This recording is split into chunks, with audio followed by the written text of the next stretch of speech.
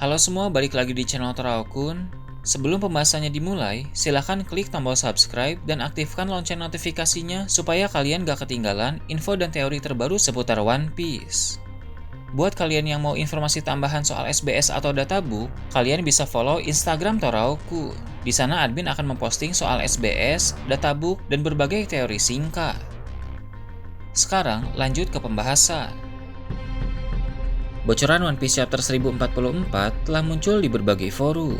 Dalam video kali ini, channel Toraokun akan menjelaskan berbagai hal menarik pada chapter kali ini. Chapter kali ini berjudul Pejuang Pembebasan. Cerita dimulai dengan memperlihatkan keadaan dari beberapa orang di pihak Luffy, seperti Sanji, Kid, Law, Hyogoro, dan Marco. Ternyata mereka semua bisa merasakan kehadiran Luffy yang masih hidup. Dengan begitu, mereka pun tahu bahwa pengumuman Kaido beberapa waktu yang lalu tentang kematian Luffy itu tidak benar. Setelah memperlihatkan keadaan Pulau Onigashima, fokus cerita beralih ke Mary Joyce di suatu ruangan tempat di mana para Gorosei berada.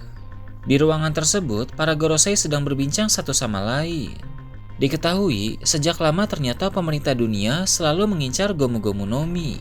Tapi mereka tidak pernah berhasil mendapatkan buah iblis tersebut, bahkan selama 800 tahun. Seorang Gorosei berkata, seakan-akan buah iblis Gomu Gomu no Mi selalu menjauh dari pemerintah dunia, sebab buah iblis Zoan sejatinya memiliki pikirannya sendiri. Ini merupakan hal yang menarik, karena buah iblis Zoan rupanya bukan benda mati, melainkan sesuatu yang punya pikiran sendiri. Terungkap juga bahwa buah iblis Gomu Gomu no Mi itu sebenarnya adalah buah iblis Mythical Zoan dengan nama asli Hito-Hito no Mi model Nika. Jadi, selama ini buah iblis yang Luffy konsumsi bukan Paramecia karet, melainkan Mythical Zoan Nika. Hal tersebut merupakan salah satu kejutan terbesar dalam cerita One Piece. Sudah 20 tahun lebih One Piece berjalan, tapi baru sekarang kebenaran soal nama dan jenis buah iblis Luffy terungkap. Dengan begitu, menjadi jelas bahwa buah iblis misterius yang dibahas oleh Gorosei beberapa waktu yang lalu adalah buah iblis milik Luffy. Nama asli dari buah iblis tersebut sengaja dihilangkan dan diganti dengan Gomu Gomu no Mi.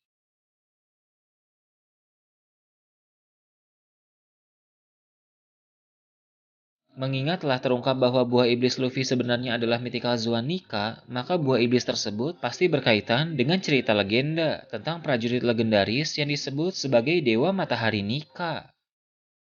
Kemudian fokus cerita beralih ke Pulau Onigashima. Dalam chapter kali ini, ada memperlihatkan Hiyori dan Kurozumi Orochi. Masih belum jelas apa yang terjadi kepada mereka berdua, karena sepertinya chapter terbaru ini memang lebih berfokus kepada Luffy. Luffy telah bangkit kembali dan menggunakan kemampuan baru yang menjadi Gear 5. Gear 5 itu merupakan awakening dari buah iblis yang dikonsumsi oleh Luffy. Ketika telah awakening, Luffy merasa bahwa dirinya menjadi kuat sepenuhnya. Itu berarti Luffy sekarang ini telah menjadi jauh lebih kuat, karena Gear 5 atau awakening buah iblis miliknya telah memberikan Luffy tambahan kekuatan yang sangat besar. Luffy berkata ini adalah titik tertinggi dari kekuatannya. Luffy bisa melompat sangat tinggi dan bayangannya terlihat seperti bayangan Nika, sama seperti yang dibayangkan oleh Wushu. Meski sudah dikonfirmasi bahwa buah iblis Luffy adalah Mythical Zoan Nika, tapi tubuhnya masih tetap fleksibel seperti karet. Dia juga masih tahan petir yang mana unsur karetnya tidak hilang.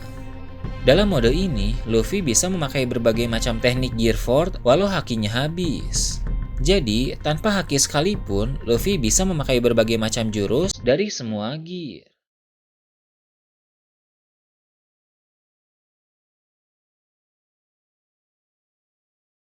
Gorosei mengatakan bahwa ketika kekuatan buah iblis Luffy Awakening akan memberikan tubuh karet itu banyak kekuatan dan juga kebebasan.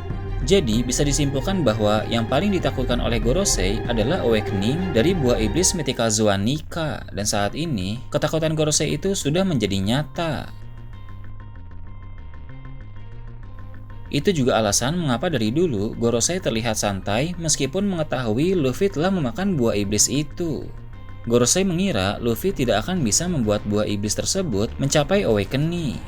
Namun di perang Wano ini, Luffy sedang melawan Kaido, yang mana jika musuhnya sangat kuat, maka potensi Luffy untuk awakening pun menjadi lebih besar.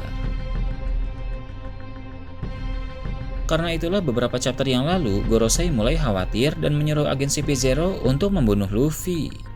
Tapi sekarang semuanya sudah terlambat karena Luffy sudah benar-benar membangkitkan kekuatan buah iblisnya. Duel babak baru antara Luffy melawan Kaido pun dimulai. Luffy menarik Kaido untuk kembali ke atap kastil, lalu melancarkan suatu serangan yang sangat kuat kepada Kaido. Dalam pertarungan tersebut, Kaido mencoba menggunakan teknik Boro Bread, namun Luffy memegang tanah dan membuat tanah di sana berubah menjadi karet. Lalu karet tersebut menghalangi serangan Boro Bread, kemudian mengembalikan serangan itu kepada Kaido. Jadi, kemampuan dari Gear 5 atau Awakening Luffy adalah bisa mengubah lingkungan di sekitar menjadi karet, kemudian karet tersebut bisa dipakai untuk mengembalikan serangan musuh. Tubuh Kaido pun dililit oleh Luffy. Kaido terlihat seperti ulat yang sedang diremukkan. Sepertinya dalam mode Gear 5 atau Awakening, Luffy juga masih memiliki teknik-teknik hebat lain yang efektif untuk digunakan dalam berbagai pertarungan. Kekuatan Luffy sekarang ini benar-benar telah menjadi sangat luar biasa, sehingga kekalahan dari Kaido tampaknya akan terjadi tidak lama lagi. Perlu diketahui juga, dalam duel kali ini Luffy memakai konsep duel fantasi. Luffy membuang semua logika sehingga Kaido juga bingung kenapa logika tidak mempan kepada Luffy. Oda membuat konsep bahwa kekuatan fantasi mampu menghancurkan logika.